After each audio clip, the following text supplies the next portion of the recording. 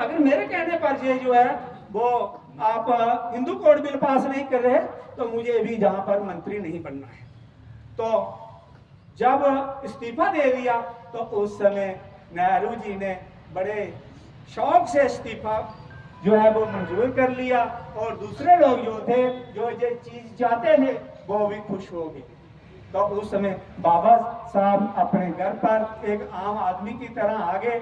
फिर उन्होंने एक पार्टी बनाई थी 1937 में, एक पार्टी बनाई थी independent labour party.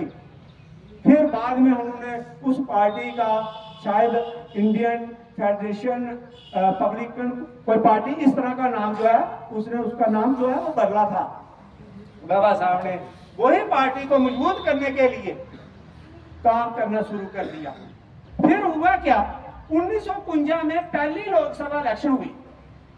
Lok Sabha election जिसमें मेंबर पार्लियामेंट बनाए जाते हैं, तो उसमें बाबा साहब ने सोचा कि ये जो मैंने अपनी पार्टी बनाई थी मैं इसमें ही खड़ा होकर एमपी बनूंगा।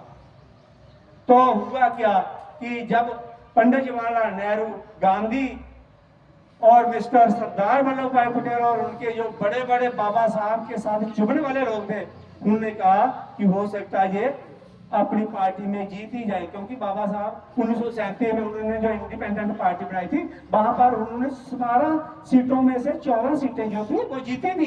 तो डर तो उनको था।